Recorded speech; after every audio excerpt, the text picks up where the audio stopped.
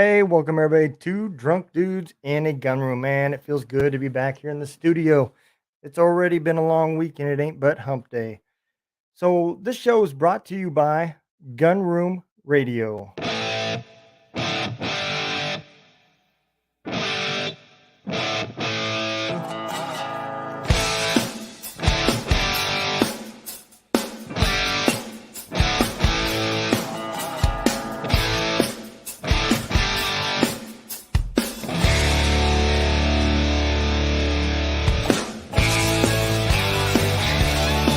Come listen to the best music in Gun Room Radio. All of the artists that are performing are within the military family. Their songs are authentic, and the music and the camaraderie is amazing. So I want you to come and listen. Have a great time. Check us out at gunroomradio.airtime.pro or on Facebook at Gunroom Radio. Hey, all right. Today I have got a guest for y'all. We have got Shawn Laurie, the host of Today Tally podcast. I know I was going to mess it up. Let's welcome Shawn Laurie. What's up? What's going on, man? Another day, man. Yeah, man. Good to be here. Yeah, brother. Welcome. I'm glad to have you. All right. All right. Yep. So, Army veteran, correct? Yep. Army veteran. That's right. Yep. All right. When did you come in? Got in 2004 to 2012. Okay. What? 12 Bravo. Combat okay. engineer. Yep.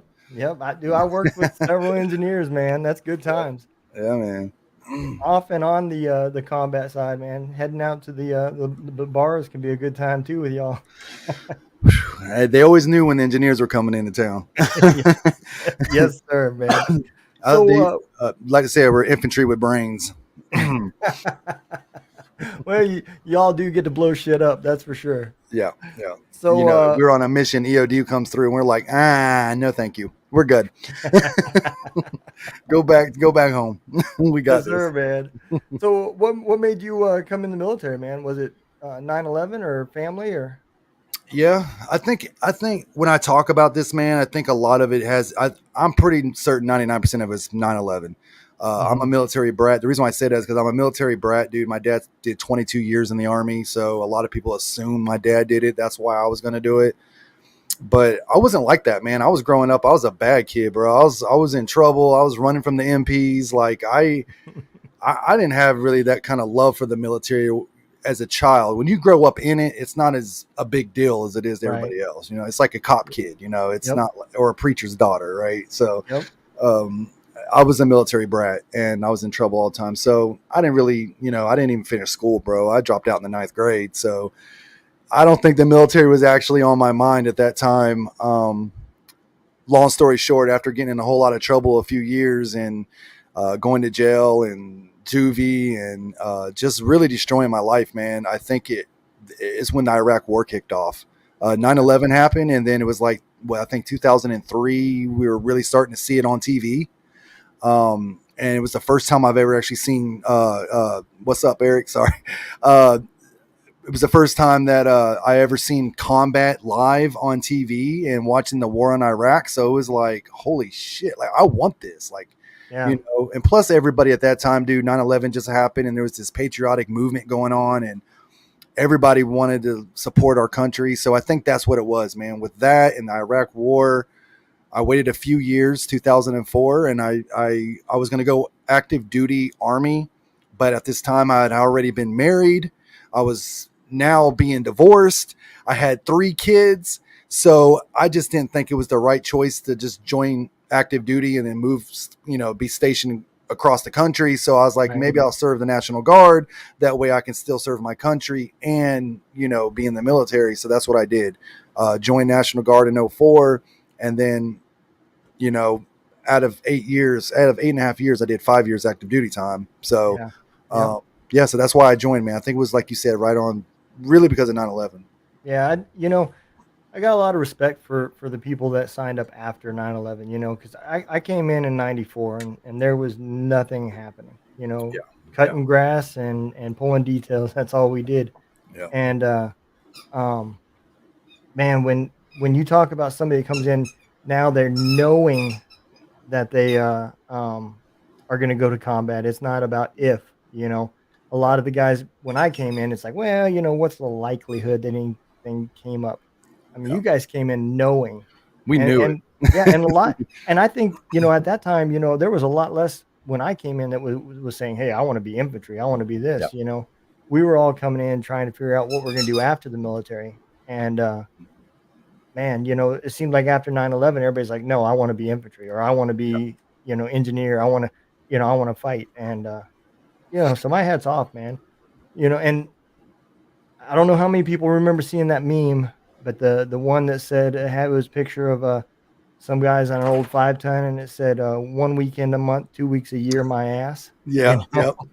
Yeah. dude, I y'all were getting listen. it The too, man. recruiter's going to tell you that. The recruiter, they try to make it seem like, oh, you're just going to do that 2 weeks a year, 1 week in a month. I wish they would just be honest, because most people that join the National Guard aren't looking for that.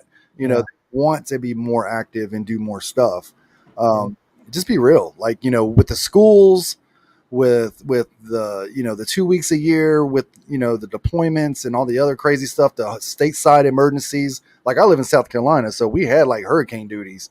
Like, Oh we had yeah. Yeah. things we were doing, bro. And especially nowadays, you see all these guard members out there during the riots and stuff. Like, they play a huge role, stateside and federal.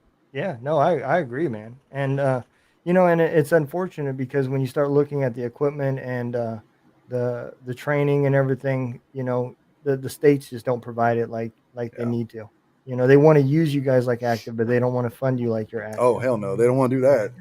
You got to get this whole different title, like Title 10 or something. You got to get paid federal money, and they Yep. just, yeah, they definitely don't want to pay out the money. They want to use you, but they don't want to pay you. And dude, the one thing I mean, I'll never talk bad about the National Guard. Like, they do a hell of a job for what they have, I agree. but I just don't like how the schools are and stuff, man. They don't never give you opportunities for schools as much, or it's always some kind of excuse why you can't go, or I don't know. Yeah. That was the only thing for me, man. Is I just didn't like how every time I wanted to do a school, there was always a reason why I couldn't go. Yep. No, But yeah.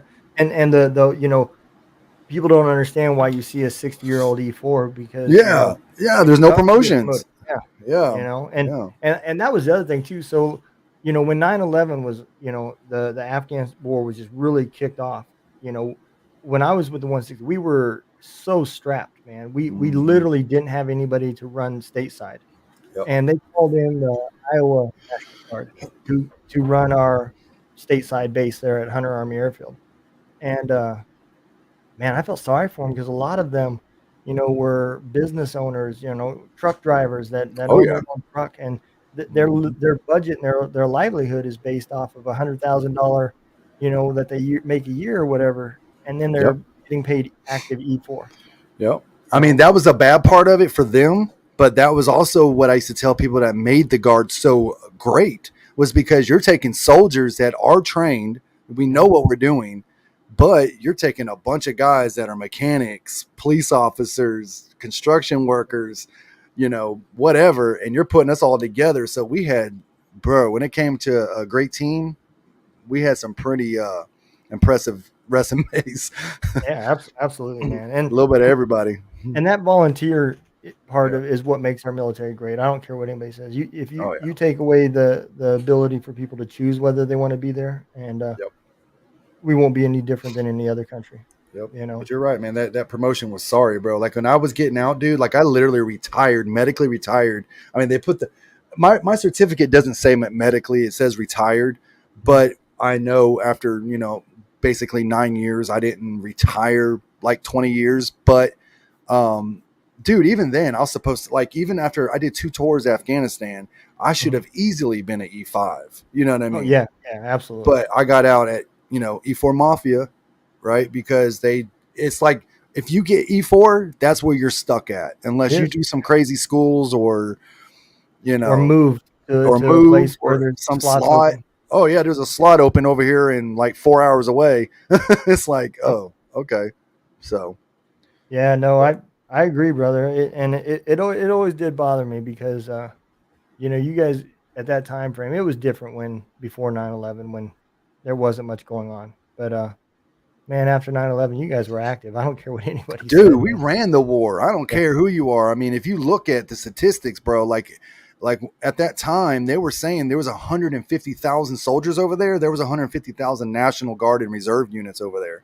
I Yeah. mean, I don't know where the hell the airborne and all them guys were at, but I know National Guard was deployed, bro. We've been deploying for 20 years, and Yep. just my unit deployed 7 times. So I know I did it twice, and yeah, we did our part. They did No, their I part. agree. They can call us nasty girls all they want, but we did our part. I got a guy that works with me. I give him shit all the time because he was Air Force. Oh yeah, So that makes it when even he worse. when he got out, when he got out, he decided to go into the Air National Guard. And So you so went from chair force to freaking really chair force. yeah, I told him. I said so that's like the Air Practice Guard, right? Yeah. Oh, that's terrible. Like it's already bad enough you're Air Force, but good God, now you're Air Weekend Force. Like Yeah. Lord have mercy. Yeah. Yeah. He would always be talking about all the training that they did and firing this gun and everything else, and I just look at him and be like, "Did you Really? read that shit in a book?" Dude, when I was in Afghanistan the first time and we went to Gardez, there was a bunch of, there was a little bit of everybody. And this is in '06. I think I always get these dates mixed up, '06 or '07. I do too. And but we had a little bit of everybody there. And there was some Air Force guys there, but and I ain't gonna lie, there's a few guys that were gun ho, and we had this one guy, man. Every time we go out, he'd be itching it. He'd be like, "Man, let me go, let me get on the gun, let me do whatever." But his commanding, I remember his commanding throwing a fit, bro. They were raising hell one day because we put one of their airmen on the gunner hatch, Mm-hmm. and we were about to roll out. Man, he got chewed out, bro. We got chewed out. He said, "Don't you ever put our airmen on that motherfucking gun. That ain't their job." He was so damn mad. He's like, "Man, I wish I would have joined the army." I was like, "Well, go sit in your air conditioner." I got Yeah, a nephew that's literally deployed right now in Saudi Arabia, and everybody in the family, right? They're like, "Oh my God, he's going to Saudi," and I'm like, "Do you have any idea where this man's going? He is in the Air Force going to Saudi Arabia. He's probably sitting in a 3-star, 4-star hotel with a swimming pool, probably going to Qatar. Like, please, Yep. don't worry, Yeah. he'll be fine." The civilian contractors live off bases Yeah, over there. I mean, they live in their own houses it's as insane. Americans, so it's not like it's super dangerous in Yeah. Saudi. My God, it's insane. But I'm proud of them. But Yeah, and man. anybody that's Air Force, we got to give you shit. We love y'all, but Yep. it's just It was a smart it's move. just it's incredible to see the different branches, how they even live, and how it's just so different. Marines and Army, man, we grunt it out, and Yep. Air Force, and I think the Navy, even they grunt it as far as they're out in the freaking ocean for months. Like I couldn't do that. Yeah. But Air Force, they are the high class of the military for sure. Oh yeah, absolutely, man. And they were celebrating like no tomorrow once they announced that there was a space force. They're like, finally, they're gonna make fun of somebody else. Damn it. Oh, dude, they're probably really chilling in that shit. Hell yeah, man.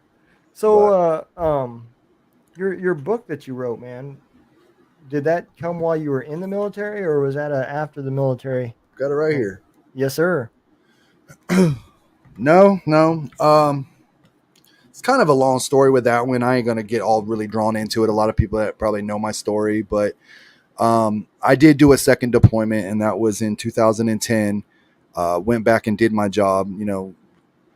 Kind of going back. My first job, I was a filler, so I was actually doing an 88 mic job, which was a truck driver.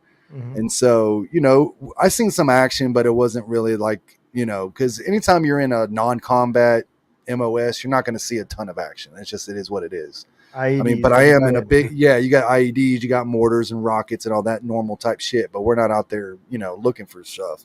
Yep. The second tour, I went in as a 12 Bravo, and we were out there doing route clearance in the middle of the shit, getting hit by IEDs and all kinds of other stuff. But, I've been through all that, been hit once or twice, and seen my friends hit and stuff like that. But that's not what got me injured, man. I hate telling this part of the story because it's one of those, like, everybody's expecting something dramatic and it's always something stupid. But I literally was always halfway through the tour and I jumped. Okay, so for the National Guard, for you guys that don't know, we all do a bunch of like a 3-month training before we even go overseas, right? So we go to just to kind of like another boot camp, just to kind of get us back into, prepared. Yep. And so we went to Fort McCoy this time, Wisconsin, and we spent 3 months up there training to go to Afghanistan. And while I was there, I already hurt myself. I hurt my knee. I didn't know what was wrong with it, but I did something to it. But I wasn't going to talk about it because I wasn't going to get left behind. I knew how that shit worked. Yep. So when I got to Afghanistan, like I said, I did it was already probably about 7 months in. Like a dummy, I was on top of we stopped for a dismount mission. And the only way to get out of a Husky is you have to get off the top, you climb down, you jump off of it. I thought it was a bright idea. I would just jump off of it. Well, I jumped off of it, and when I landed, I heard a pop and a crack, and I ended up falling into a ditch, went rolling, and pretty much by time 5 minutes went by, my knee was about that big around. So what had happened was I tore my ACL, my meniscus, because of that. I think it was a prior injury, but I made it worse. So I went to Qatar, got that. That's how I found out the Air Force lives like kings. Went to Qatar, had the MRI, went back home. Oh, excuse me. I went back to MRI, got the MRI, was told I busted up my leg. I went back to Afghanistan, and the commander's like, so what do you want to do? I'm like, well, I'm not going home. I want to stay here. So I started doing guard duty and stuff like that. Just, I couldn't do mission because I wasn't 100%. Right. I was walking a chow one day and I stepped on one of these stupid big ass white rocks that they got on the base. And I ended up like basically falling down, and the commander saw me and he's like, Laurie, come see me after chow. I'm like, oh my God. So I go see him, and we got a few months left, and he comes and he's like, look, I saw you fall. I know you're in pain. He's like, go back to the States, get surgery, and then just prepare for the next tour, which I think we were talking about going to Kosovo. I was like, hell yeah, finally something, different. Mm-hmm. Long story short, man, I get to Fort Gordon, which is a wounded transition unit, and I'm supposed to go there for surgery, and I ended up staying there for 2 years. I talking to doctors, started having mental things. I started talking about my nightmares, started talking to, they made me feel like it was okay to talk. Yeah. And so I started talking about my problems, and I started talking about some of this anxiety that I was having and just different stuff. Well, I was being diagnosed while I was there. They're like, you got PTSD, you got major depression, you got anxiety, you got schizo, you got this and this and this. And on top of it, bro, I was getting a pill for every symptom I had. So by the end of the day, I had like 16 different medications I was taking at once, and on top of painkillers.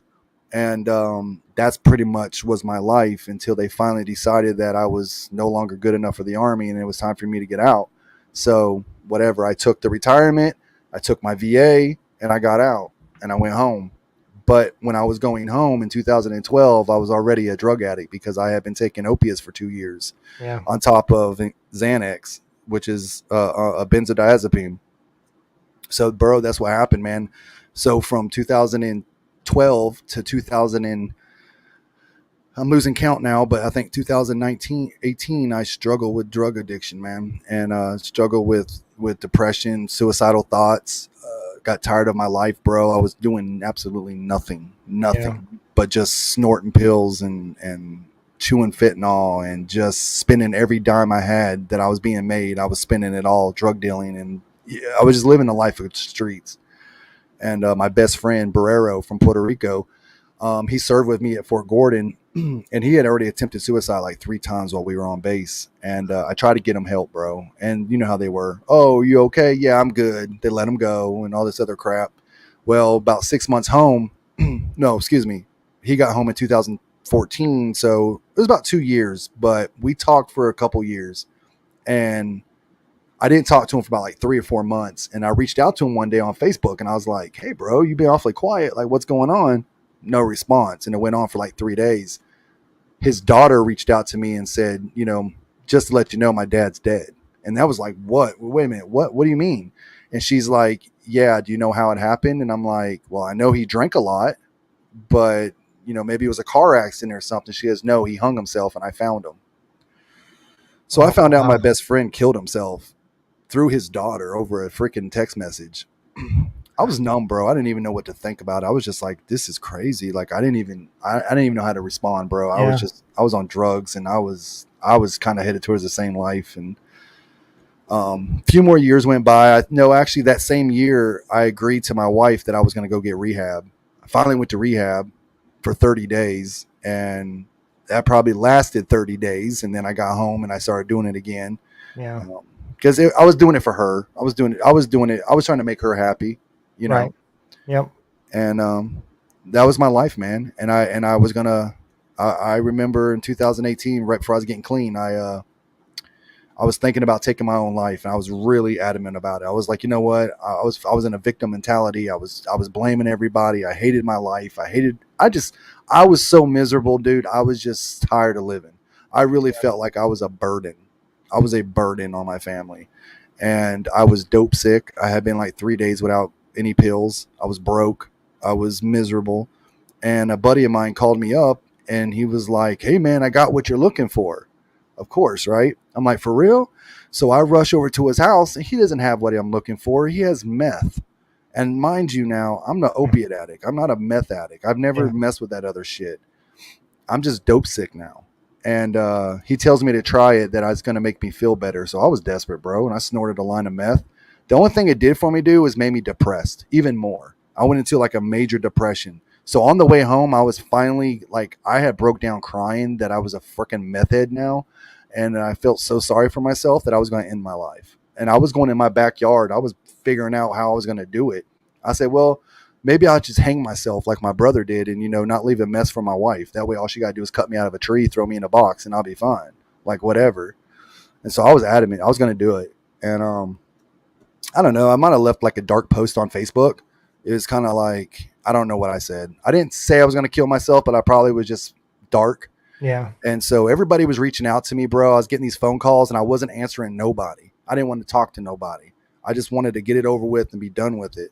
Well, there was this one guy that I've been talking to for a few years. He was from 82nd Airborne, and he called me like 6 times in a row. He wasn't going to stop. He was going to call. Finally, I answered it. And I answered the phone, and instantly he's just like, what's going on with you, bro? Like, what's up? And I just broke down crying, bro. Like I didn't even know what, like I was just feeling so much pain and I just needed to talk to somebody and I didn't know how. I Yeah. just let it all out. I was just, man, I'm just tired of my life. I'm tired of living this way. I'm tired of this, blah, blah, blah, blah. And dude, the reaction I got was not what I was expecting. This guy came at me like a drill sergeant. He was like, man the fuck up, do what you got to do. You said you're doing this to yourself, bro. He said you don't need to be living this way. He said you're putting these pills in your system. You're living this way. Like just really giving me some tough love, so a way that nobody's ever talked to me before. And I took that shit, bro. And I wasn't offensive. I was motivated. I Yeah. was like, yeah, like finally, like this is what I need. So even though I was dope sick, I went home and I was like, you know what? I'm not gonna kill myself tonight. I'm gonna get better. I'm gonna get better. I'm gonna be the best fucking version of myself that I can be, and I will no longer live as a victim mentality. I went in the house and I told my wife, I said, I want to get clean. I said, I'm ready. I am ready. I'm ready to do this. I went to bed, bro. I woke up the next day and I told her again, I was like, I'm ready. Let's do this. She didn't believe me because I've said it before. I said, Yeah. call around. Let's find it. It's going to cost us $600 to get me into a rehab. My last $600. I don't even know how the hell we came up with it. That's what happened, bro. I went to rehab. I went to detox for 10 days. And after detox, I got out of detox and then I went to outpatient treatment center for 7 months and I graduated and I was clean for damn 7 months. And I went live on Facebook for the first time ever. And I was like, yo, my name's Shawn. I said, I suffered with opiate abuse for almost 9 years of my life. I said, I got clean and sober. I'm 7 months clean. I said, if I can do it, you can do it. Dude, everybody was reaching out. It was crazy. I was getting speaking engagements. Like it was insane. And That's that was my awesome. life, bro. It changed. I'm here clean, sober 5 years now, bro, since Dude, that is awesome. 2019. Yeah, man. So, And that yeah. first part of your story is I've seen it so many times. You know, the and I while I was in, I never thought about it. But there's a lot of soldiers, man, that they were just fed opiates. Yeah. We had a new soldier that came to us when I was in the 160th, and he obviously you could tell his arm had been blown up. Yeah. They basically had no bone left. It was all rods and everything else. And they told him, they gave him a deadline that he had to make to be able to pass the PT test. Otherwise, they were going to medically put him out too. And the part of the story we didn't know was while he was recovering, they had him on opiates. And one day, his wife walked into the office and was like, "I don't know what to tell y'all, but my husband's an addict." Hmm. And man, I don't know what ended up happening with him because they did move him to a unit that didn't require a security clearance. But it makes me wonder, how far down that road he actually went because I seen that same story so many times. It's terrible, bro. It's so easy. Like, dude, I never, like, I tell people, like, I wasn't looking to get high. I wasn't Right. looking for that. Like, it grabbed me, bro. And when it grabbed me, I didn't know. I was too weak to fight it. I was too weak. I didn't know how to say no. I didn't know how to just be sick. I didn't know. I just kept doing it and doing it and doing it and doing it, bro. I OD'd so many times, bro. Like, there's a story I tell people, and to further the earlier story, I talk about when I was at Fort Gordon. So when I was on Fort Gordon, it was basically a transition unit, right? So Mhm. everybody there is messed up. Yeah. Everybody there is messed up, either physically or mentally. But there's pills all over this base, Yeah. and we're basically selling them out of the rooms. Like, it's crazy, bro. We got CID involved. Like, we were basically drug dealing on Fort Gordon. It's no secret. Like, that's what we were doing. And Yeah. selling pills to make more money, to buy more expensive pills and all that kind of stuff. And um, people were ODing left and right. So it got so bad. It was an epidemic on base of these opioids that our sergeants, our platoon sergeants and leaders were saying, if we find out that any of you soldiers are abusing your medication, we're not going to give you an Article 15. It's not going to be none of that shit. It's going to be you're out. We are going to kick you out with a dishonorable discharge. So we were too damn scared to say something, bro. Yeah. I was in the bathroom. I OD'd one night so bad that I was throwing up for 2 hours straight. My roommate, he was a sergeant. He looked at me and he's like, "Bro, we got to get you to the hospital." I said, "I'm not going." I said, "I will die on this floor before they find out I'm abusing my medicine and I get removed from the military and my family lose our benefits." Yeah. I was so scared of losing my money and my benefits for my family that I would have rather died than told my hires up. Yeah. That's bullshit, bro. We It gotta. is. I should not have ever felt so feared that I couldn't come to my leader and say, "Look, man, I need help." And it wasn't like it was a secret by that point in time. Everybody, in the medical world knew the addiction that opiates were. Yeah. They'd hit the street by way before this war had started, you Mm-hmm. know. And it's irritating because the soldiers are taking their meds from starting out from somebody that they trust. The doctor Yep. gave it to me. I'm supposed to take it. I take it, you know, and whether you know what it is or whether you don't, but you're taking it based off of the advice from somebody else, you Mm-hmm. know. And so when that time comes that you need help to get off of it, man, it's like the medical world just turns their back on you and like, oh, that's Oh no, no, you just like the rest of them. You're a drug addict. You just yep, want to get high.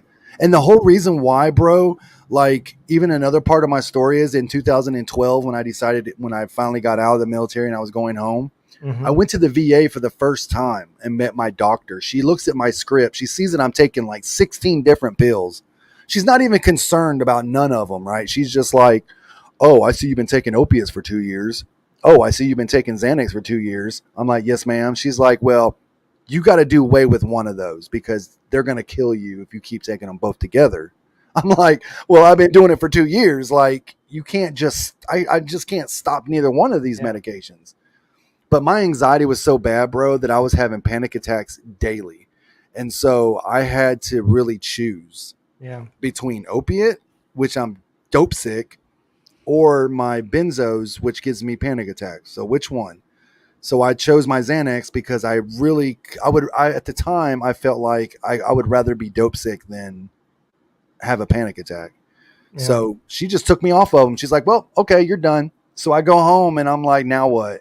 And now I got people in the streets that are like, bro, you could buy this for this and buy it for this. And that's what happened, dude. I started Yeah. buying all of them on the streets, and it got out of control, bro. It got out of control real fast, real Yeah. fast. I can imagine, man. And I can't relate because I hadn't ever been there, but I can, I've had family members that have gone down that road, and I see it, and I see the change that happens just like overnight, you know. Um, so yeah, I do understand, man.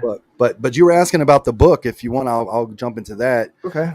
So when it's all said and done with, bro, 2019 came around, and I'm very proud, bro. I'm proud of myself, right? You should be. I'm clean. I'm sober. I have this new passion, right? I have this Mhm. passion, like I want to help people, and that's one thing that you'll learn from me that I say a lot of times for veterans is that we have to find our passion. We have to find that same thing that gave us what we were having in the military. You know, a Mhm. lot of them get out of the military and they're like, they feel miserable because they haven't found what they love to do yet.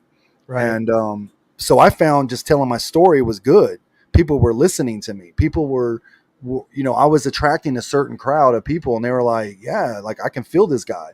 Yeah. And so I started getting speaking events, bro. I was going to Ohio. I was going to Washington, D.C., North Carolina. And it was amazing. I'm so like freaking out. Like, I don't talk in front of people, dude. I don't do this. And like, I'm doing it. And I'm Yeah. facing my fears, and I'm standing in front of all these people, and I'm just talking. And but I've had this passion this whole time where I wanted to do more. Yeah. Like, we got to find a solution, bro. We can talk all day long, but until we find a solution, well, I'll back it up a little bit. When my best friend killed himself, I started doing research, and this big number 22 kept popping up everywhere. And this is in Yeah. 2016. And, I didn't really know a lot about it at the time, but it was saying that on the average, 22 veterans take their life every day to suicide. And so that was like, holy crap. Like I started doing more investigation with that. So I opened up a Facebook group called Vet Life for Life, and it was supposed to be a place for veterans to go and like-minded people and family members just to come together and have support.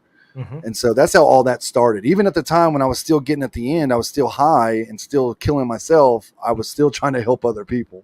Yeah. Because that's usually how it is, right? The ones that are helping the most are really needing the most help.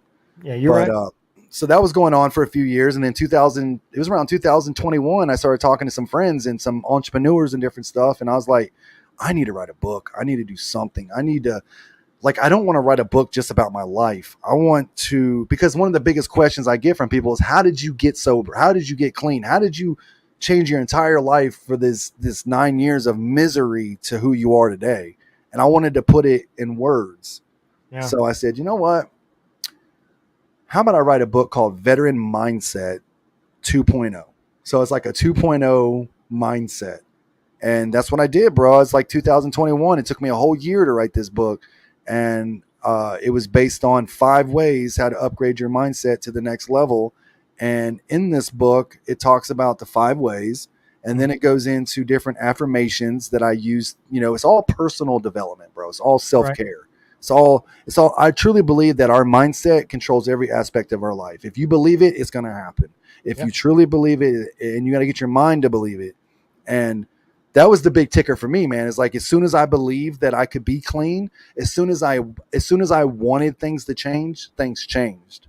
And I seen that firsthand. And I was just trying to tell other people that, like, they're like, I'm so miserable. My life sucks. I'm like, well, what sucks about it? They're like, nothing ever goes my way. I'm like, well, what are you doing for it to go your way? Are Yeah. you complaining like you're doing now? Or are you actually doing something about it? And so that's what I wanted to teach people. And that's what I did. So I wrote the book, bro. First week, bestseller. First week. Like, I was freaking mind blown. Like, it Yeah. was Amazon brand new bestseller. And I couldn't believe it, bro. And even today, 2 years later, it's still selling. So it's Yeah. just, I mean, it's a good book. And I mean, sometimes I read it and I'm like, did I really write that shit? but like, I feel like God, I don't know if there's any believers in here, but I feel like God was with me the entire time I was writing this book. For an example, chapter 4 is about self-worth. Mhm. and I screwed that whole thing up, man. I wrote the whole chapter and then I accidentally deleted it. And I was so discouraged, bro. I was ready to quit. And then a buddy of mine was like, rewrite it. I was like, I can't. He's like, rewrite it. It'll be better. And I'll be honest with you, it's better. It's better than it was the first time. And Yeah. that's everybody's favorite. That's everybody's favorite chapter is chapter 4, self worth. And You but that's know, why I wrote it, bro. It's a solution. It's just a way for people. It's just a way. It's. I tell people this book isn't a cure because it's just a book. right. You have to put in the work. This is a tool. This is Yep. a way for you to go, wow. So if I follow these steps, then this will help me get to the next level. But of course, you have to put in the work. Yep. And that's what I did. And I put like 60 questions at the back of the book as well to hold you accountable. So, Yeah. So the thing I love about it is the title, yeah. because in a lot of my previous episodes, we talk about the differences between the generational wars. The Mm-hmm. World War guys were different than the Korean and Vietnam, and Yep. and we are different than they were. You Yep. know, and when I seen the title, I was like, man, veteran mindset 2.0, because we're completely different than those aspects. Our life, the responses we got when we came home was different. Yeah. When I was landing in Maine, the USO would literally come out there and start clapping to make everybody else stand up and start clapping as you're Me getting off. too. Yeah. You know, Yeah. and they didn't do that for the Nope. Vietnam era guys. Nope. They You got know, spit on. yeah, they got spit on and They got everything else. spit on and booed and called a baby killer and all kinds of other crazy stuff. Yeah. So, that title, man, that title was perfect, because we are the But veteran here's the 2.0. crazy part. It was built when I first wrote it. Obviously, I was trying to help veterans. But Mhm. the crazy thing is, dude, is that it helps everybody. Yeah. No, Anybody that struggles, yes. they read it and they're like, dude, I'm going through this right now. Like this is and that's what I tell people. Like I didn't want it to be one sided, but Mhm. again, I wanted my veterans to know that, if you upgrade your mindset, I think your life will change. But if you're not a veteran, this book will help you too. You Yeah, know? and that's something that we all forget. Everybody hears PTSD, and the first thing they think of is veterans. Yeah. But we forget about the law enforcement and the EMTs and Yep. firefighters and everybody else that they have the same symptoms. A lot of them suffer from anger and um, memory losses and just all sorts of the same symptoms, but the causes were different. you Yep. know and so it makes sense why that That's book right. would help them too, you know That's right. because, again, something to think about. A lot of those guys used to be veterans. They got out, they became police officers, firefighters, are still serving, Mm-hmm. so they still have the same connections of the VA and stuff like that. And we know, man, I went to the VA for the first time, man, and it was like I hit the pill jackpot. I walked Mm. in, she's like, "Well, what do you take?" I said, "I take ibuprofen." I said, "Does that count?" And Some she's like, Ranger candy. "Yeah." She's like, "For what?" And I said, "Well, pretty much everything." I said, "My knees hurt, my back hurts, headaches. It's just the cure all drug." And she's like, "Well, do you buy them?" I said, "Well, yeah. How else do you get them?" She's like, "Well, you can get that through the VA, man." And now they're sending me, like, man, I have to, like, hand them out to people. I'm like, "Hey, y'all need some ibuprofen, man." you They know, don't play, bro. they don't. You get two big old bottles, Yep, and then you get every 3 month. It's refills of like those. Jesus Christ. Like they listen, man. That's been a problem with the VA for years, and I'm sick of it, bro. And to be honest with you, I mean, listen, and here's the sad part, and I'm just gonna put it out here. If you want your rating to stay where it's at, take your pills, right? Yeah, Because what's gonna happen is you're not gonna take your pills, and they're gonna say, "Oh, you're better." yep. Or they're gonna say you're refusing treatment. Or refusing treatment. And it's like, wow, okay. So I gotta take all this psych med, I gotta take all this bullshit. Nah, give me something natural. I mean, I don't smoke weed, but let some people smoke weed. That's good for them. CBD, Yep. whatever, you know? So I was going to bring that up. I'm Yeah. glad you brought that up, because I had a lady on our show. She owns a bus called the Cannabis, Okay. I don't know if you've seen her on Facebook, but I haven't seen it. I gotta check that out. so she's got a family member that back in the old days, he was killed over 12 marijuana plants. Oh. The police came in and he got shot trying to stop them. He was a veteran and Mm, he was smoking weed, I guess, to deal with his anxiety. He was a Vietnam veteran. And so she became real pro drugs, especially for the military. She wanted them to be able to use CBD and cannabis and everything else for treatments mm, legally. And so she drives around the world in the United States with this bus holding rallies and everything else. And I was going to ask you, your thoughts on that as far as for treatment, because I personally have never done it, but I completely do see the benefits of it. Compared to all these manufactured drugs. I mean, I have a pill container every morning I have to open up, mhm. and it's just like, well, I'll just take all these and go to Yeah. the go, and then if you don't take them, you're like, shit, man, this day sucks. You feel like shit, Mhm. you know. That's right. So I she claims that she's been able to help veterans get completely to where they're not taking any pills and they're Mm, functioning. And if that's the case, man, my hat's off to her. But I mhm. was I was curious what your thoughts was on that. If you think something like that is there or I think so, bro. I think that it's a medicine, dude. I think yeah, that it's a natural medicine. I think that, we figured it out. And they figured it out years ago in the 70s when people used to smoke it like all the time, yeah, when it helped with chronic pain, it helps with, bro, you can use hemp, you can use CBD, you can use all these stuff for so much stuff. Why wouldn't it be a medicine? And yep, anybody that believes in God, I mean, why wouldn't they think that God would give us some type of plant or natural plant to help us with pain? We weren't never meant to make pills for us. We were supposed to use everything natural. So I mean, bro, if you look at it, like, I'm not against people that drink, right? yeah, They can drink. But if you look at the statistics, more people die every year of alcohol poisoning or alcohol related accidents. How mhm. many weed accidents have you heard of? It Not just doesn't near as happen, much. bro. No, they Yeah, don't. it doesn't happen. I And mean, and and the amount yeah. of, domestic calls And because domestic of the calls, dude, weed, I it talk to don't cops happen. all the time. They would much rather go to a weed call than an alcohol call, Yeah, right? yeah, Because if it's going to an alcohol call, you're fighting. If it's a weed call, you're probably hugging each other. Like, yep, it's just, I don't know, dude. I don't see nothing wrong with it. I think the problem comes when it's on the streets because you never know what people are that's my putting in point. it or Yep, lacing it. But I think every state needs to be medical, medicinal. I think all of us need to have it available to us. yeah. Um, I don't see why not. I agree, man. And Mm, I've listened to the Joe Rogan show a lot, and I kind of feel that same way about psychedelics. I that's right. listened to the Shawn Ryan show, and he's a big supporter of psychedelics. Yeah. And like he says the same thing. That last statement you made is exactly what he says. You have to go with somebody that knows what they're doing. Yep. You're not taking it to get high and party. Nope. It is a treatment. You have to Yes. use it that way, Yeah. brother. That's exactly right. Just like, and I'll just speak this, and I know a lot of listen. I know there's a huge controversy on it. I talked about this not too long ago.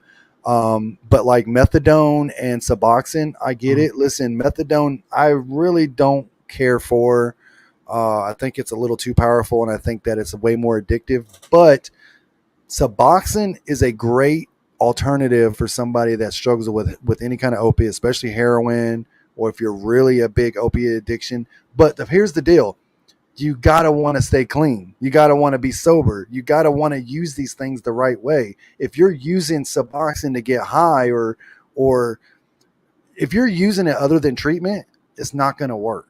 Yeah. You, No, you I got to agree. go into this thing and say, okay, I'm taking this. It's going to kill my craving. I don't have to go out here and look for drugs. I'm good. Same thing with this. If you're taking this weed and you're like, oh, I'm going to get stoned and all this other stuff, Yep. you're defeating the purpose of it. If you Yep. really have chronic pain and you want to get off of opioids, then you need to take this weed, smoke it, or whatever you do. And then if your pain subsides, then put it down and go, Mhm. okay, I'm good on pain. It's Yep. all about our mindset, bro. If you taking it for whatever reason, you're doing it for the wrong reason, you're going to get negative results. Yep. No, I completely agree. And the other big key that you've said, I've watched a lot of your videos, and it keeps coming up, is you've got to get away from that victim mindset. God too, You bro. you have to, and Hmm. I can vouch. I am one of those people that have just recently kind of Yeah, started accepting you it. heard it. You heard. I said I had it. You know, and I since then I've gotten happier, and I haven't changed my Hmm. pills. I haven't done anything different, except now I don't just sit there and say, well, I have PTSD, so this is why life is like that. You Your know? diagnosis doesn't define you, my brother. Yeah, you're right. I didn't even notice, but yeah, you were Yeah, absolutely right. You that's know? right. That's Yeah. right. And the reason why people ask me. I've had people ask me, "What is that? Why did you come up with that?" And it's like because for the simple fact is, so many, not just veterans, people in general, Yep. they'll be like, oh, I can't do this because I have PTSD, or I can't go here because I have anxiety. Listen, I get it, right? I know how hard it is to do certain stuff with with certain diagnoses. And then when I mean diagnosis, like obviously if you can't walk, you can't walk. But what I mean is like PTSD. Some people will say, well, I have to be in my house 24 hours a day because if I go outside, I'll have a freak out. Okay, but you're allowing your PTSD to have power over you. Yep. You're allowing it to do that to you. If you at least just would go outside and take baby steps and Yep. just learn, just get better, just at some point your diagnosis isn't going to define who you are. Just because you got PTSD doesn't mean you're broken. It Yep. doesn't mean that you can't be a normal person and live a normal life. Yep. Normal life. What's normal? But I meant live a life of fun and happiness. You can be a happy person and still suffer with addiction, or excuse me, with PTSD or Yep. depression or whatever. You can still learn to live with these things. You Yep. just gotta step out and try. And, and You that gotta try. I'm one of those guys. I can't stand going to Walmart. I can't. I can't I stand hate it doing it. either. But you know what? I still force But myself you to do do it. it Bam! because My boy said force. I yep, said that 1,000 times to y'all. you, Force you have yourself. to. You have to force yourself out of the bed sometimes. You have to force yourself to go outside. Hell, I bet you, bro, there's times you don't even want to do this podcast, but Yep. people are relying on you. And so you force yourself to do this. Yep. How do you become successful? Force yourself to do the shit that you know you need to do and Yep. stop making excuses. Stop making excuses.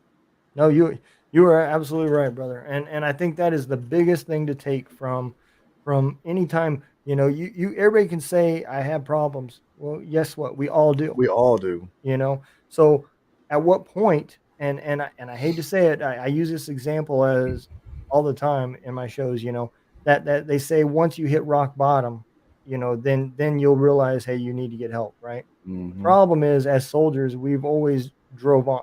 We've Mm-hmm. sucked up, we've embraced the Suck it suck, up and and you just move keep moving forward. forward. So when you hit Yep. rock bottom and they say, "Are you ready for some help now that you've hit rock bottom?" We look at them and say, "Bitch, hold my beer. I can go Right? deeper." Damn And we right. just keep digging ourselves further and Yep. further down until Yep. finally, you know, So whether you're past rock bottom, yeah, you're we'll under the speak bottom. Chinese. Yeah. I used to tell people all the time, like, I even had this one guy, no lie, bro, straight up, probably about, it's been a while now. It's probably been about a year or two, but I had a guy, was talking on the phone with him or whatever. And he's like, bro, I just don't know what I'm going to do. He's like, I just hit rock bottom. He said that. He said, I just hit rock bottom. Bro, I'm not going to shit you. He heard me in the background going, and he was like, are you fucking clapping at me? I was like, bro, congratulations. Yeah, He was like, what are you talking about? He's like, I told you I hit rock bottom. I said, congratulations, bro. I said, you now only have one place left to go, and that's up. yeah. Start fixing. Now you're in a place of fixing it. So now you can't go no deeper unless you're a veteran and you want to keep digging. But I'm Yeah. just saying, like, Well, I mean, that's why when you go to the VA, what's the first thing they ask you when you go to the therapist? Do you have any legal problems? you have any legal problems? Yeah. Yeah. Well, yeah, I guess we all do because we just keep going further and further in the hole, man. Yeah, This really everything I'm hearing from you too, man, is true, right? It's all mindset. It's all on it what we is. think. It's how we react to certain situations, man. My biggest problem used to be, even today, is that I get angry too fast. Like that comes with a lot of PTSD, is our anger. Mm-hmm. But even with that, bro, you just got to learn to look at your shitty days, man. Yeah. We all have shitty days. It's all about how we react to these shitty days. Are you Yeah. going to allow these bad days to define your entire day? You know, you meet some people that have a bad morning and they go, well, now my whole day's ruined. Well, why? Choice. Why? Exactly. It's your choice to let this whole day ruin you. Yep. If this one incident pissed you off for 10 minutes, be pissed off for 10 minutes. Now move on to something else. Be Yep. great that you're breathing. Be grateful that you're still alive. Be grateful that you got a home. Be grateful that you got a car. Be grateful, whatever. Just because you hit a bad spot in your life don't mean your whole day is shit. You chose to make your whole day shit, you Yep. know. Yep. No, I completely agree. And again, I think that falls back so many that statement falls back to that victim mindset.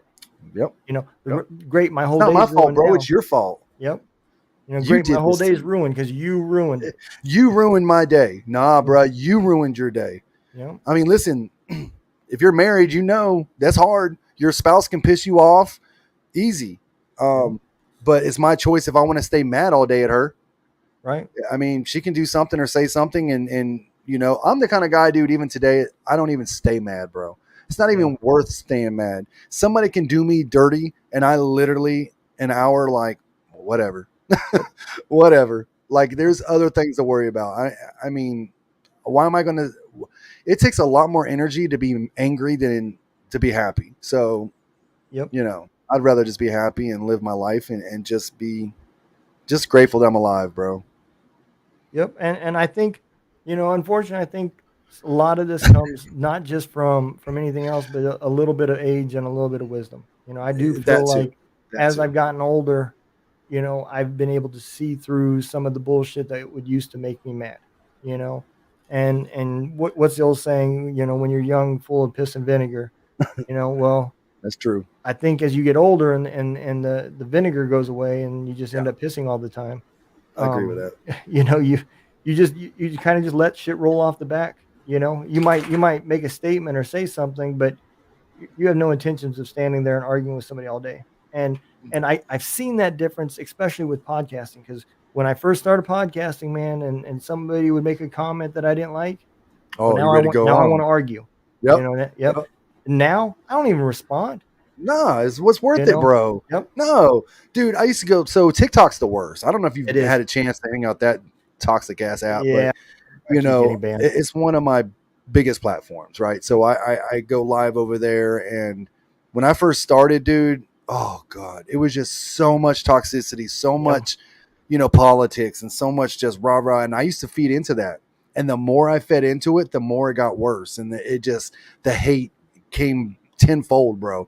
And so when I realized that I wasn't giving these haters attention, they went away. Yeah.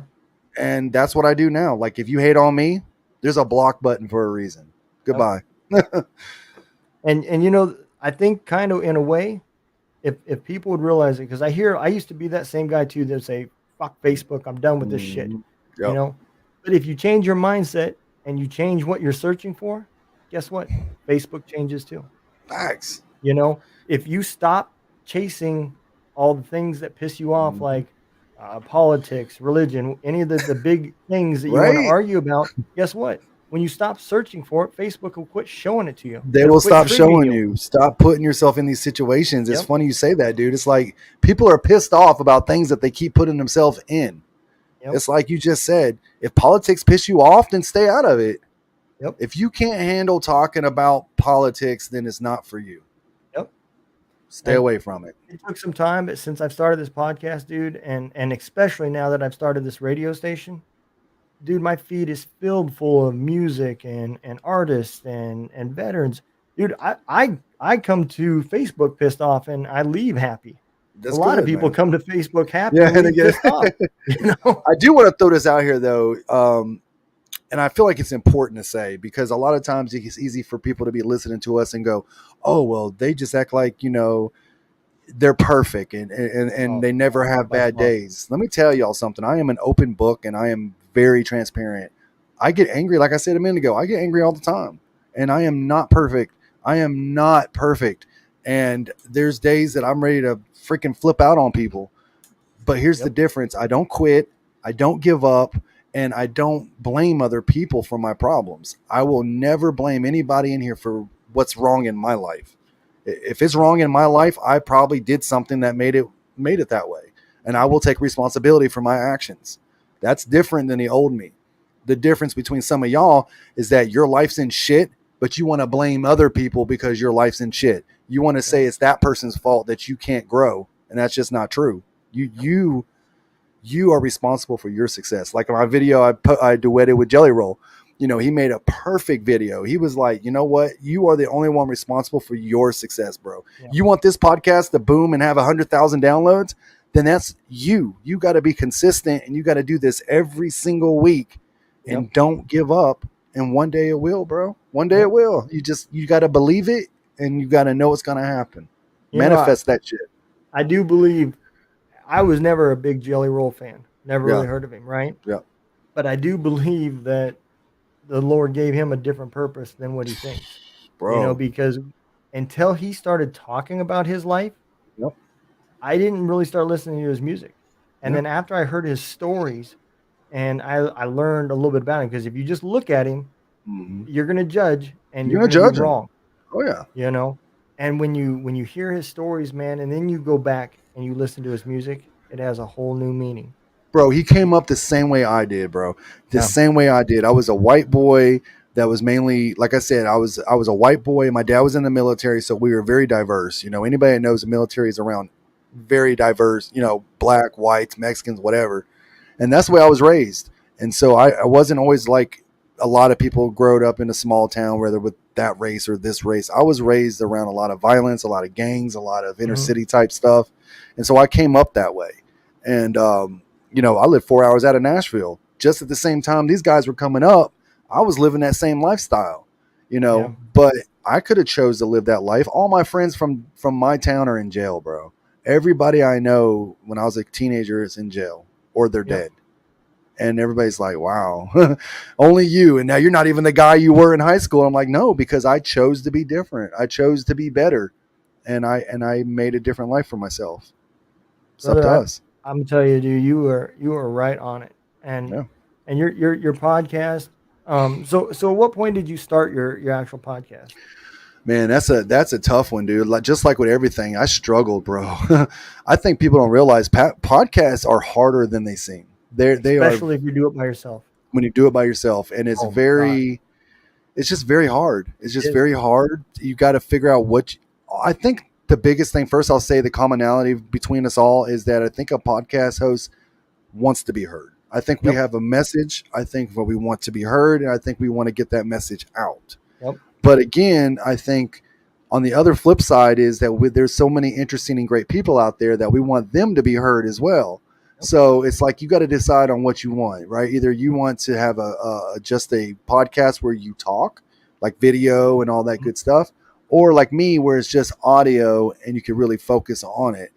But it was hard, bro. I thought about so many different podcasts. I've done so many different and Mhm. failed and failed and failed and failed and kept trying, but then something just kept coming back. Struggles to success.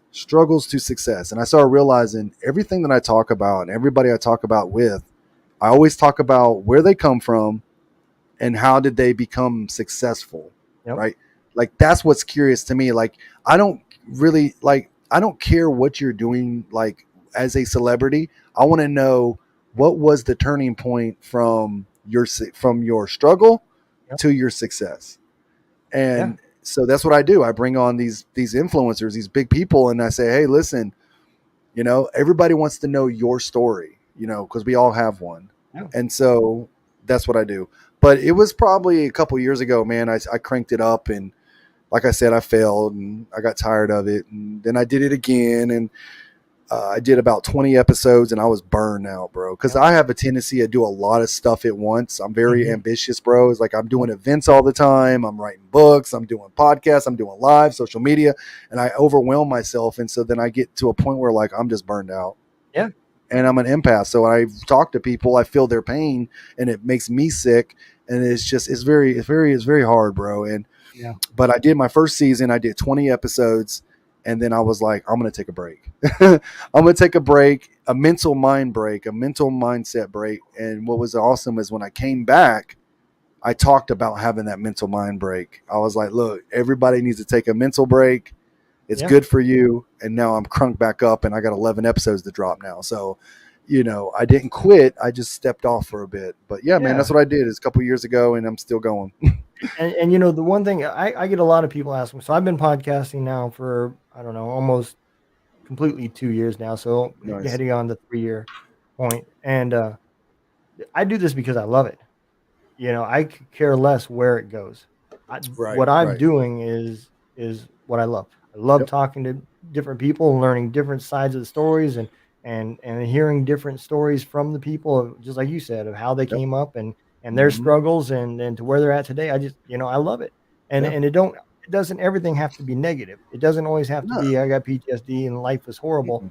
You know, um, I No, I started mean, bringing on sometimes you have people on here to just have fun and talk yeah. about real life or talk about what's going on. And that's what I like about this podcast because it's so diverse. It's like one day you might have me, who's a mindset coach, and then you have another guy that's just, likes to have fun, like whatever. But I've had comedians, I've yeah. had uh, singers, doctors, Mm-hmm. people that drive around in tie dye buses called the Yep. cannabis. I mean, you That's know, awesome, dude. whatever. When I see something that I'm interested in, I Mm-hmm. reach out, man. I want to Yep. hear your story. Let's come on and talk.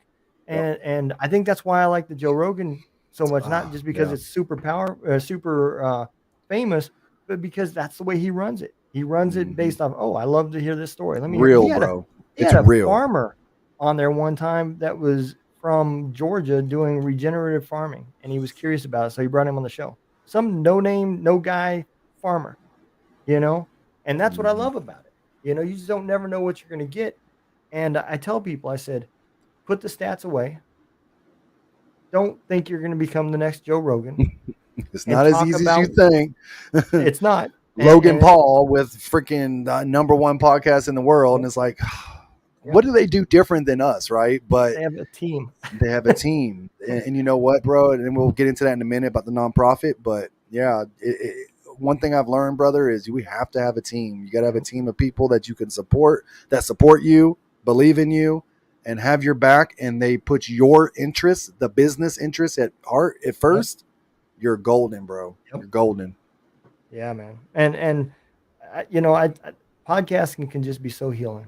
It can If be. if, Yeah. if you're if you're passionate about what you're doing and you enjoy it, this is a way of relaxation, man. Yeah. You have a bad day at work, and there's a guy on here. He was just on here earlier. I don't know if he's still on, but he has a podcast called Every Day's a Saturday podcast. Brian. Yeah, Brian Yeah. Roof. He does Mhm. every Wednesday. He does a wacky Wednesday live feed, dude, and he just throws the stream up there, and anybody that's watching can hop on, and he'll bring them on, man. And he's just listening to music and just having a He's great a fun time. guy, man. He's a He fun is. guy. I met him. He invited me on his podcast, and man, we had such a hard time. Like, oh my gosh, bro. Like some podcasts, like I said, technical issues, whatever. I think I hate to call you out, Brian, but it wasn't him. It was just we literally recorded for like 30 minutes, and it didn't even record. So we had to Oh start wow. all the way over. But I was willing to do it, and I just, he was a fun guy, and he has a He good is. attitude, and we're friends now because Yeah. of it. Some I walk away and maybe never talk to again, but there's some that I go back and we're good friends today. Yeah, dude. Since he started helping me out with this radio station, he's became a Yeah. DJ, and I listen to his show just Yeah. because I Yeah. love it, dude. He Mhm. is so funny, man. His I didn't crown even know he joke. smoked weed until I went on the YouTube one, and he was Uh-huh. just blazing on 420, bro. And I was like, dude is going off. I loved it, man. Yeah, He didn't man. care. He was like, listen, this is who I am. If you don't like it, get the stepping. Yeah, that's what I love about him, dude. Yeah. He's real, Mm-hmm. and I think that's the important part about it is you have to know who Real. you are, and you have to be able to point that finger right at yourself and say, "Hey, you fucked up," That's you right, know. brother. That's So why I tell people, like, how do you become successful? You almost got 400,000 on TikTok. I'm like, listen, the only thing I've ever done is just been myself. I've always been real. If I can see you on camera and then I meet you in person and you're not the same person on camera, I don't like you instantly. Yep. Instantly because you're fake. I don't Yep. want to talk to a fake creator. I want to talk to somebody that's real. And I've kept it real with people, bro, since day one. I have Yep. nothing to hide. I am an open book. Those that you find that get blasted on social media, those that are like what they call doxed, those Yeah. that are like just thrown under the bus, is because they come into this whole thing lying to people. Yep. They're trying to tell you, they're trying to paint this picture of who they are. If you're just honest about who you are from the beginning, people are going to either love you or hate you, but at least let them choose who they want, if they want to love the real you or not. Yep. You can ask anybody in here, bro, that knows me. Like, if you meet me on camera and off camera, I'm exactly the same.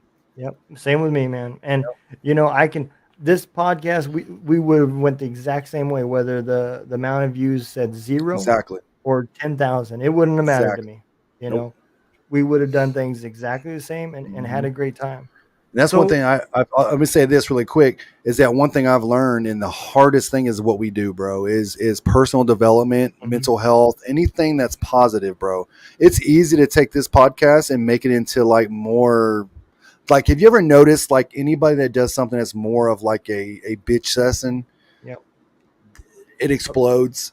But Yep. anything that's positive, you struggle for numbers, you struggle for people to care, and it's just, that's the hardest thing, to be consistent, even when you know I should be getting at least 100 people in here, right? Yep. Because, but like you said at the beginning, when you don't focus on the number and you don't focus on who's actually watching live, and you're just doing something that you love to do, that's when it makes a difference. So, Yeah. And I agree, man. And that's where it has to be. If it's ever going to be successful, it has to mean something to that's a you. start here, bro. Yep. So, Mm-hmm. so how did your nonprofit start?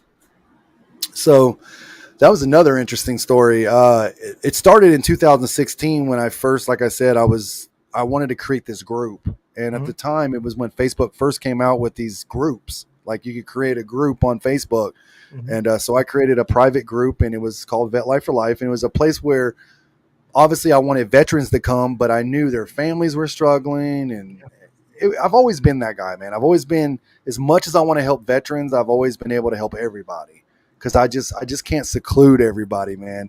Yep. When you're that guy that's helping people, and you get the moms and the dads and the brothers and sisters reaching out, it's like you can't turn them away because they're not a veteran. You know what I mean? Yeah. We're all family. We should Yep. look at each other that way. And so I was just like, you know what? I got a place that helps veterans, but whoever you are, here's a safe place. Just put it that way. It's like a safe place. And so I did that for a few years, man. It was just a group. And then on and off, as 2021, I thought about wanting to do a nonprofit, but I just didn't have the mentality, bro. I thought it was going to be too hard. I Mhm. can't run a business. But what was crazy is, years from 2019, I had been hosting my own events. I started hosting my own events, and everybody's like, dude, you should run a nonprofit. Like, you could really make a difference. So that's what I did, man. 2022 in October. So yeah, going on 2 years now. We started it. We turned that group into a nonprofit, Mhm. and that's what we did. We created a nonprofit. We got registered with South Carolina. I built an entire board team. I have a full board. I have a committee. We do everything legit, and so that's what we do now. And our ultimate goal, I call it my 5-year goal, is to build a retreat facility here in South Carolina, so that way people can go and just get their mindset right. I want people to come in, and it'd be like a program, like a 2-week program where you can come and get help, Yeah. like with anything, addiction, juvenile, whatever. I want it to be a place where people can go and just get help. If it's mindset building stuff, or if it's, life hacks, whatever. Just a place where people can go and get help, man. And so that's Yeah. what we're working towards. And I've always said this, man. The big facilities, the VA and stuff like that. Um, Man, there's nothing wrong with them, Mm-hmm. but that's not what's going to fix the veteran community's problems. It's going to take us to police ourselves, That's right. and and these mom and pop nonprofits like what you're talking about, and Mm-hmm. and all the other ones that have been on my show, they're the ones that are boots on ground. they're the ones that are going to make the difference. And Veterans I helping veterans, bro. yep. Veterans helping veterans, patriots helping veterans. One thing I will say though, for those that aren't veterans, we couldn't do this without y'all. And I say that 1,000 times, bro. Like some of these patriots out here that love us veterans so much, I'm telling you, I've ran into a lot of people that just love us because we served our country, and Yeah. they're so loyal and they're so like, I will do anything for you. And those guys are what really helps us do what we do. Yep. But I do believe veterans need to help veterans more. I I think there agree. needs to stop with this whole competition. We're not better than each other. My podcast ain't better than your podcast. My live's not better than your live. My Yep. organization's not better than your organization. If we come together and we fight together for the same mission, then that's the way it should be. We should work together and Yep. help you the way you can help me. And maybe you could do something I can't do for these guys. Maybe I could do something that you can't do. If we work Yep. together, that's just more lives being saved. Yeah, and that's what it's going to take, and that was another thing when me and Brian was talking about. He told me, he said, "Man, I love what you're doing with this radio station." And he was Mm-hmm. passionate about it. And Yep. and I'm going to tell you now that he's partnering with me on this. Man, it has gotten so much better because now it's not just me that's passionate That's about right. it, but Brian is too. That's And right. and the days that I'm down, just like you were saying, Mm-hmm. his motivation brings me He'll back lift you. up. Yeah. Yep, that's Sometimes what it's it good, takes. bro. I tried to do a podcast. I started off, I did another one. We had like 5 of us in there. I think it was a little too much. Yeah, And then we tried one with some other person. And I don't know. I think some of us work better alone. I can oh, work I, with I other agree. people, but I think because I have such a creative ideas and I have such, like, I want to do things a certain way that it's Yep. sometimes hard for people to work with me because I'm very perfectionist and I'm not Yep. going to do anything unless it's 100%. So either you're coming with me, we're going to do it together at 100% and do it right, or we're not doing it. Yep. And I don't think everybody has that mentality. And I think I think with exactly like what you said with Yeah, podcasting, I think that's the way it has to be. it has to be, Um, bro. and he has his own show, I have my own show, and Hmm. together, we're working on this radio station, and great things are coming from it. But Yep, yeah, because my vision is not going to be the same vision as everybody else. that's You right. know what I mean? That's right. And so yeah, I do. When you're talking about creating content, you Hmm. know and that's the cool thing about the radio station. Yep, He has his own show, his own time frame that he decides what he wants to do, how he wants to call it, what songs he's playing, the whole 9 yards. hmm, And there's enough room for tons of us to have that absolutely. same window and that same opportunity.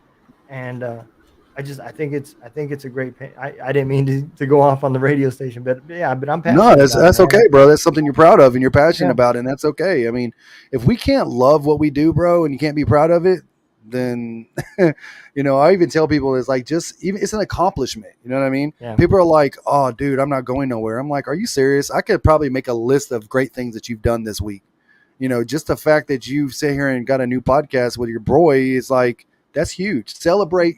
I even talk about it in my book. Celebrate your accomplishments, Yep. even the small ones, even the Yep. small ones, Yep. You because have it's to, man. important.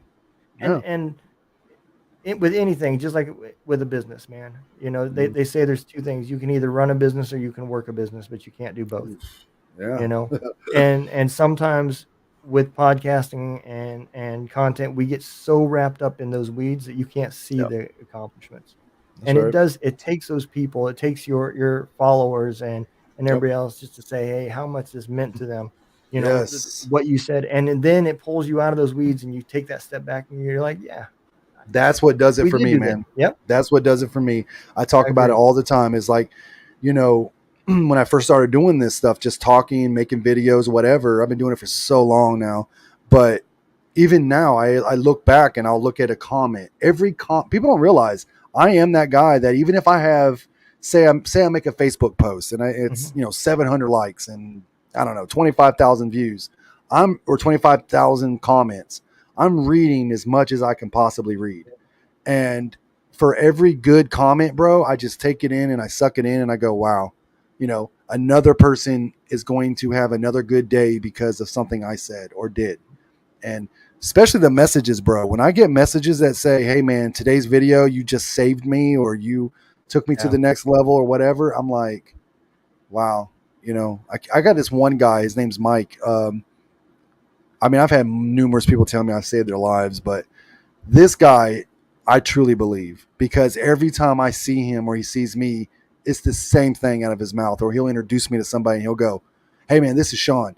Let you know, one of his videos saved my life. I was going to end my life one night, but because his video, I didn't do that." And the thought of that is like, it's not cockiness, it's humbleness. It's Yeah. like, wow, bro, something I said Yep. helped you that much, you know? And so I can't quit. I can't quit. Look, at the end of the day, helping others is also therapy. It is. A lot of people don't understand that Yep. is, when you get down in the dumps and then you help somebody else and you see their happiness, it gets reciprocated. Yep. Some of that will come back onto you, you Oh, know? all of it's going to come back to you, bro. All of it. Well, I All of mean, as that far as good. just that But yeah. moment that it's gonna Yeah. lift you out of that Yep. that dump you're in because you know that you did Yep. something good, Yep. and for that moment, you're not gonna be depressed. Finally, You right? Yeah. For that yeah, moment, you're like, wow, I did something good. yep, I did something good for somebody. Because if you're not that person, if doing good doesn't make you happy, then maybe you need therapy. Maybe you need to figure out why yeah. even helping others isn't, because I think everybody has that in our inner Oh, self, yeah, they do. Yep, if absolutely. we, even when you help that old woman at the grocery store, can you grab that up there? Yeah, And you grab it for her and you bring it down, you feel good. You did something nice for somebody. I yep. think, I Sounds mean, like you even met my mom.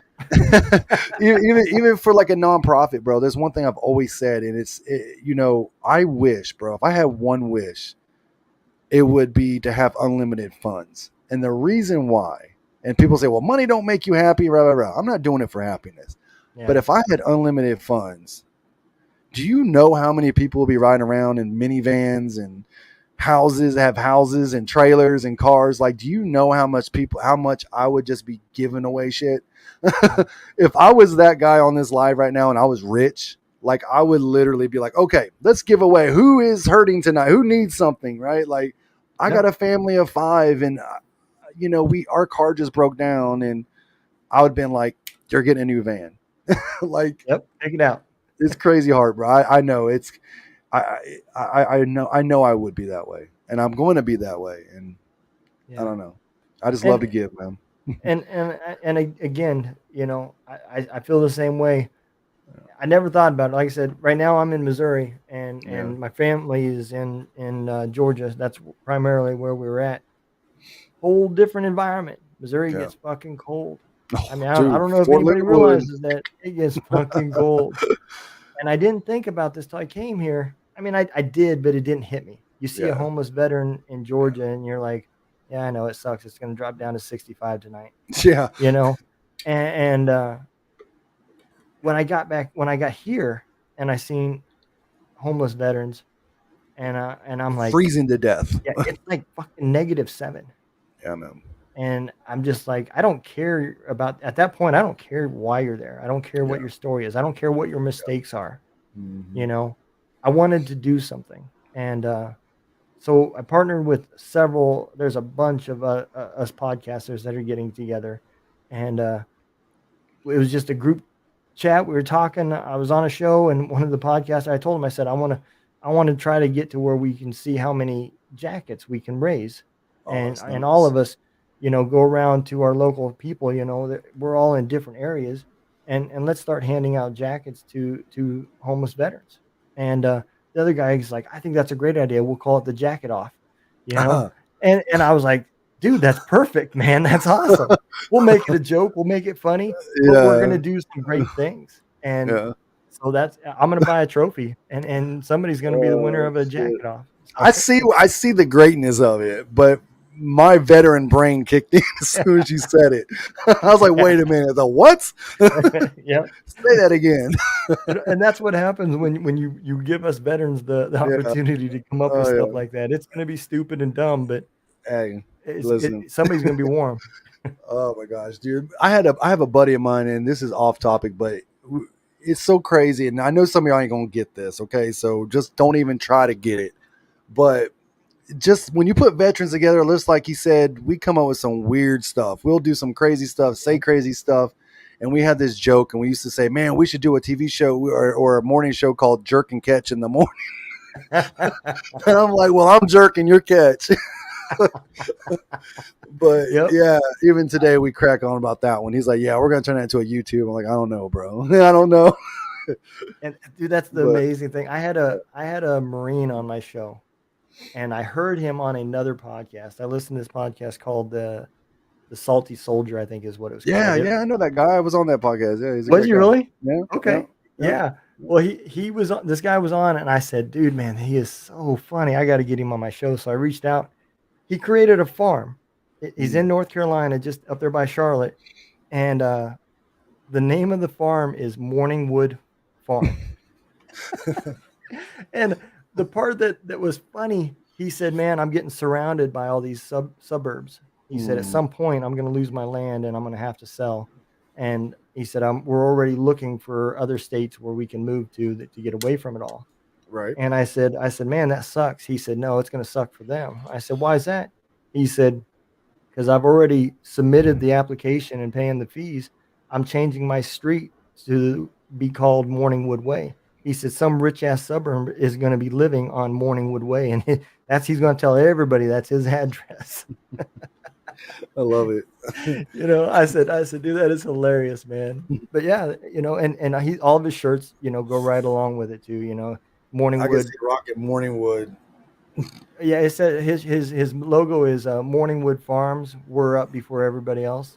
Oh my God, I see it. That's Yeah. great. That's great, man. So yeah, he awesome guy, man. And Yeah, you the know, salty soldier. Yeah, yep, the salty soul. Yeah, yeah. I know. yeah, It's been years though, bro. I think I don't know. It might have been yeah. a I year or don't think two, I but don't think he's doing it anymore. yeah, because when I was on it, I was on the salt. It was like highlighted in green or something. The Yep, salty soldier. yep, But yep, yeah, I was on their podcast. They were doing a podcast at the time. yep. Yeah, man. And again, like I said, man, I love it because this community, dude, you run into the same circles, Yep. and the Yep. stories that you hear are just amazing, brother. It is, man, and nobody's as creative as like just veterans, bro. We're just like that, dude. We're Yep. just even when we're in combat. I can remember being in Oh yeah. Afghanistan, and we're literally running around. We got a mop on our head and putting pillows in our shirt. We got boobs, and Yep. just being silly, man. Yep. We people don't understand. You gotta have that. Listen, you can't be serious all the time. You know, Yep. Yeah. I I mean, mean, that's how you deal especially with in the stress. combat because Yep. you will go crazy over there, you Yep. know. So Yeah. No, man. I agree, brother.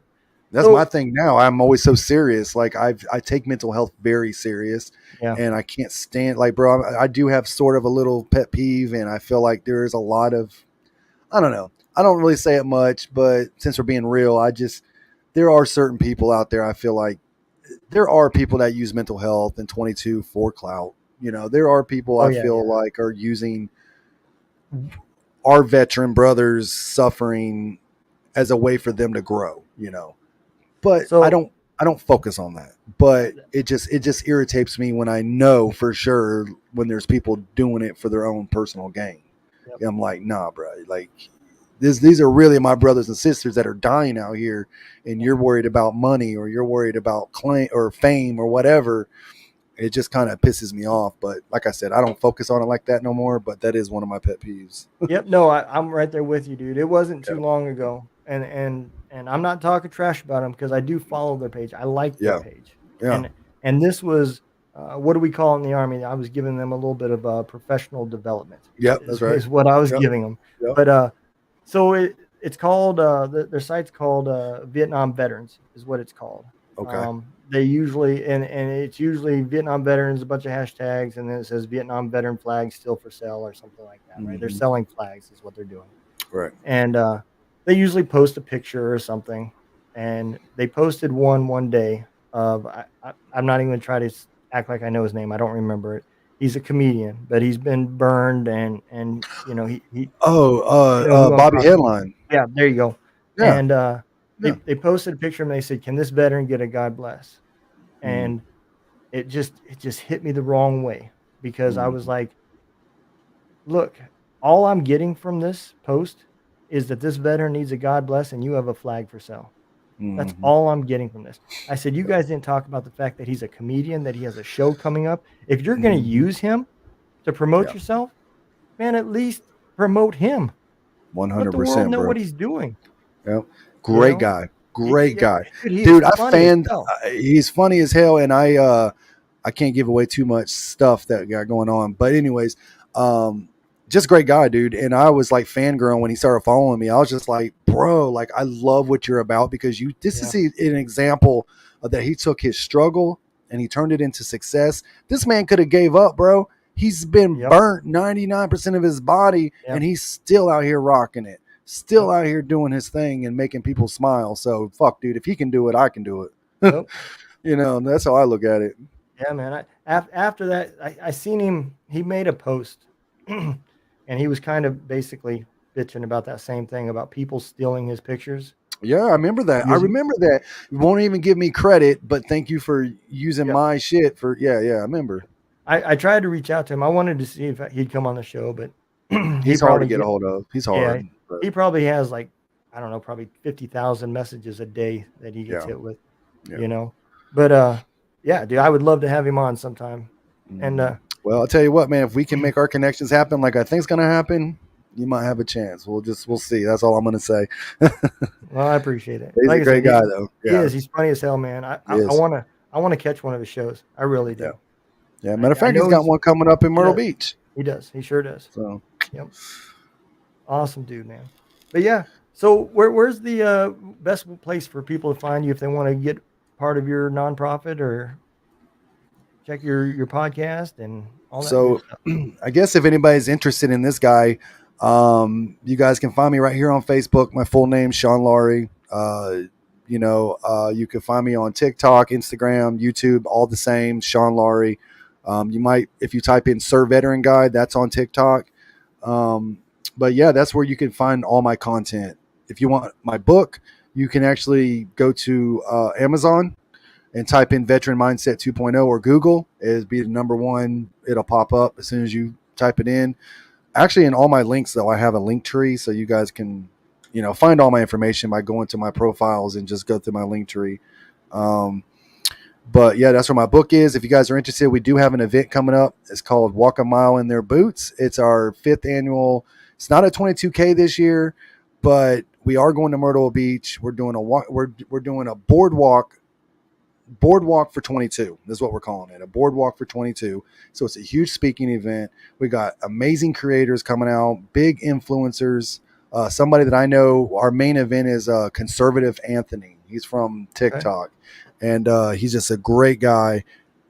We got a lot of good people coming out. You guys are interested in Myrtle Beach, October the 20th and 21st. um, Links in my bio, and just we got 50 VIP tickets that we're selling. We're down to like 46 now. So I mean, they are moving. We just posted it a couple weeks ago. We're always trying to give back, man. We're always trying to have events and try to do something and to raise awareness and show people that that we're out here making a difference. But yeah, you guys can find me on all platforms. Either look me up at Shawn Laurie or Veteran Guy, whatever. Our nonprofit, go to go to vetlifeforlife.com with number 4 vetlifeforlife.com. Same, and just read about us, see what we're about, what we're doing. You guys can join. We're always looking for new committee members, those that want to join our team and help us out and stuff like that. We are trying to build a facility to help people. We're always just trying to give back. Either way, it's through podcasts or positive messaging, or if we open our Discord where you guys can come and get like one-on-one coaching, like whatever. Any way we can help you, or just somebody, you need to talk to somebody. We got a full team. So That's awesome, man. yeah, man. And I will make sure when I send the audio part of this out, I will have all the links, especially to your book and to Okay. your organizations, added in there. So if they don't get it from here, they can get it when I put it up on Spotify. Yep. So, And same way, I'm going to say my podcast as well, From Struggles to Success. It's on all platforms. I just haven't done it on YouTube. I'm more of an audio kind of guy. So if you guys want to listen, you can find it on Apple, Podbean, all of those, any major podcast platform. Yeah, all that good stuff. So we are taking sponsors. If anybody's interested in sponsoring our event this year, or if you want to be a vendor, you can shoot us an email at vetlife4life at yahoo.com, vetlife4life at yahoo.com, and let us know. If you guys got a business and you want to show up and sell your merch, we got you. We want to help you guys out too. So That is awesome, man. let us know. Absolutely. Yeah, absolutely, man. Well, Yeah, brother, I appreciate you yeah, coming man. on. And dude, it has been a great time. I love it. I love what you're doing. I follow your content, and man, just keep doing it. Yeah, man, absolutely. Thank you for having me, brother. It was fun. I think we connected well, and looking forward to talking to you off of this too, man. And let's Yeah, connect. And sounds maybe I'll great, man. bring you on mine, man, and we'll have a chat. Absolutely, man. I would love it. I would love it. Well, I appreciate it, man. You guys take care and be safe, man. Absolutely, bro. Thank